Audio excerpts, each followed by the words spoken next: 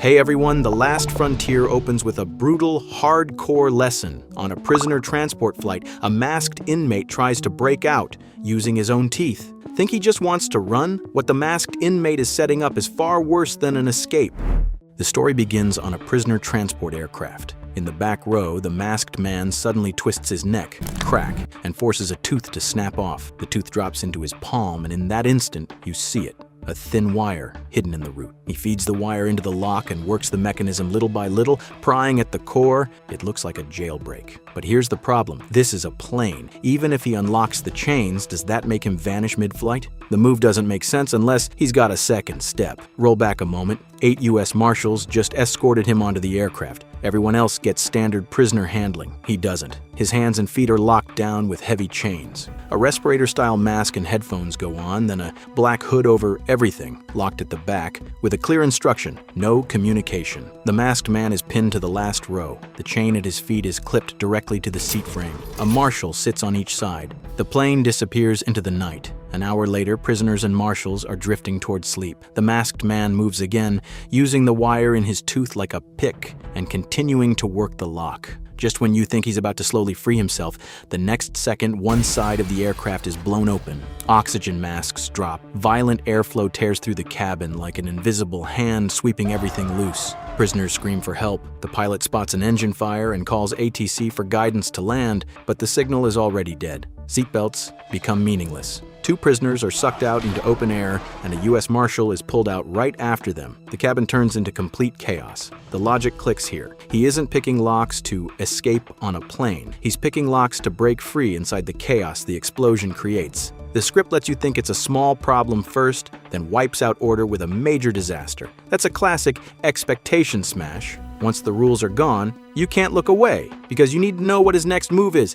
In the chaos, the masked man finally opens the big lock on his restraints. He's about to work on the chain at his feet when another inmate moves first, knocking down a marshal and stealing the key that opens cuffs. The key slides across the floor and stops right in front of the masked man. The inmate grabs the masked man's calf, shoves the key into his hand, then gets ripped away by the airflow the next second. No explanation needed. They're working together. Dawn breaks in the mountains. A father and son are camping when a shoe drops out of the sky, still smoking. Seconds later, the aircraft roars overhead. A piece of debris slams into the ice hard enough to blast it up about 30 feet. The father and son sprint for their car. Bang! The car gets hit and thrown. The fallout isn't staying in the air. It's already hitting civilians. Back inside the plunging aircraft, the masked man has freed his ankle restraints. A marshal lunges at him. One brutal headbutt drops the marshal, and the masked man goes right back to unlocking the mechanism behind his hood.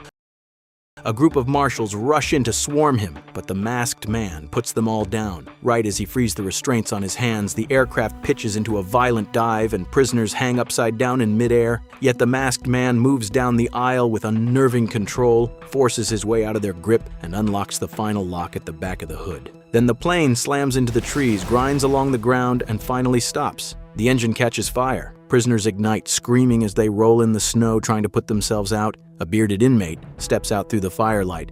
Based on height and build, it's almost certainly that dangerous masked man. A nearby small-town department gets the crash alert and dispatches Sheriff Frank Remnick to investigate. Frank Remnick arrives while the wreck is still burning. The cabin is charred black like no one could have survived. 3 officers split up to search. They find a dead marshal, and on the ground, abandoned restraints, chains, and cuffs. That tells them someone slipped free and ran. Just when they assume there are no survivors, Frank Remnick finds 1 U.S. Marshal still alive. We got a live one! The injured marshal wakes up and warns immediately, "It's an ambush." And the moment he says it, inmates in orange uniforms pour out of the trees. Frank and his team try to pull the marshal out, but another group attacks from above the wreckage and hits them from both sides. Frank takes a blow to the back and answers with a hard right hook. 1 officer gets stabbed and can't get up. Another is choked out and taken hostage. The inmates demand safe passage or they kill the hostage. Frank refuses. He fires and tries to move, then gets slammed to the ground and his gun skids away. A prisoner clamps both hands around Frank's throat, ready to finish it. At the critical moment, the survivor marshal grabs the gun and shoots the attacker, saving Frank. But the marshal's eyes are badly injured. He can barely see. That shot is luck under pressure. The inmates swarm him immediately. Frank grabs an iron bar, drags the injured marshal onto a helicopter, and as prisoners cling to the aircraft trying to steal a ride, he kicks them off one by one. Back in town, Frank organizes emergency response and gets the wounded officer to the hospital. This isn't action for action's sake.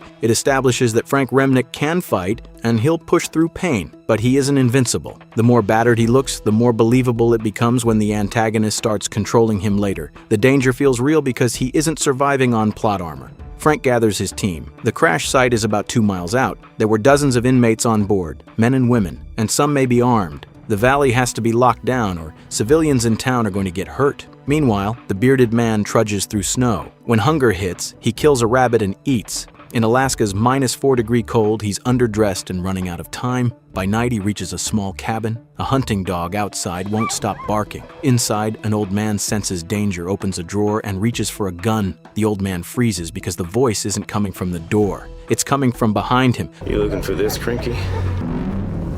Police stats come in, 52 inmates total, 11 captured, 23 dead, 18 still at large. Frank questions the marshal, who's now blind, about what happened.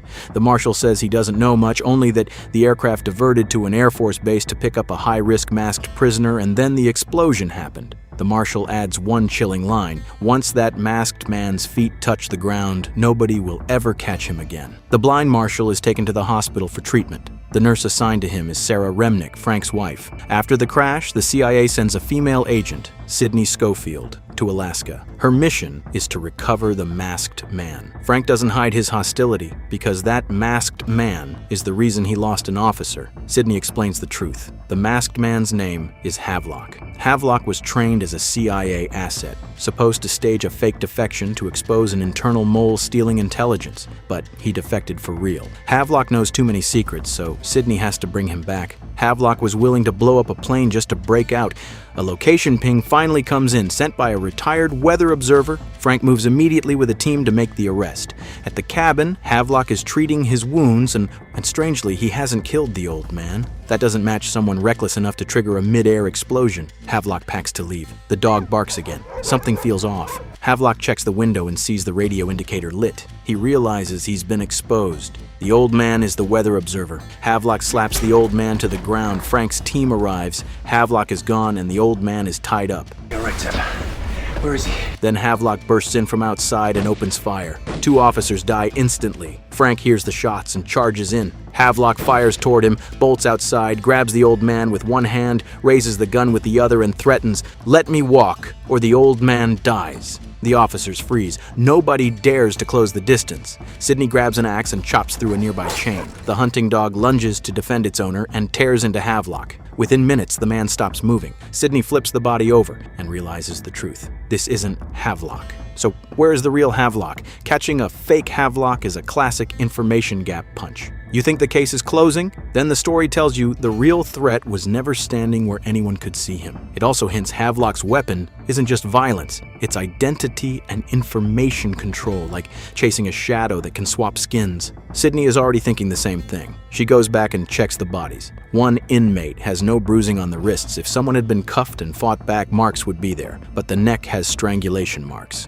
Sydney pulls the file and confirms it. That inmate is actually a U.S. Marshal. Havlock killed a marshal, swapped clothes, and escaped wearing authority. Frank suddenly remembers a detail. When the blind marshal talked about Havlock, the marshal's mouth curled upward like admiration, and he said Havlock knew it. Just felt that he knew the moment his feet hit the ground he'd be a free man. Frank finally understands. The blind marshal is Havlock. He calls Sarah and tells her to leave Havlock's hospital room immediately. But he doesn't know Havlock has already removed the bandages and is standing behind her. When Frank reaches the hospital, Havlock and Sarah are gone. All that's left is a strip of gauze on the bed.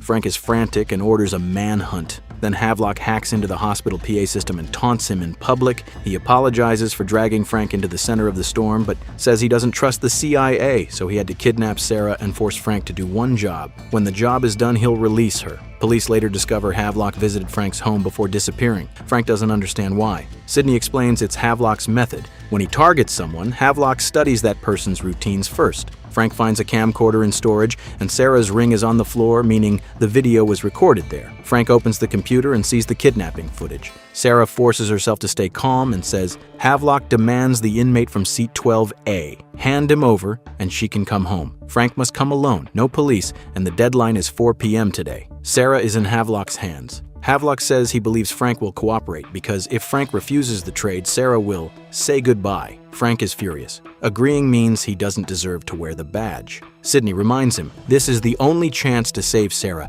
and the only chance to catch Havlock. Right then, a family is traveling when a bald inmate suddenly rushes out in front of their car. The woman slams the brakes. The moment she sees the prison uniform, she draws a gun to protect her child. But the bald inmate smashes off a fake hand, dumps out the cash hidden inside, and begs her to drive him to the police station. And the coincidence is cruel. The bald inmate is the inmate from seat 12A. This makes no sense. What is going on? What kind of plan is Havlock running? This is the real turning point of episodes 1 and 2. On the surface, the story frames it as a moral dilemma: save Sarah or hand over seat 12A. But that's not what Havlock is actually interested in. Havlock is testing how far the system bends before it breaks, and who cracks first when the rules stop protecting them. That's why he's always one step ahead. He isn't running from the system, he's stress testing it.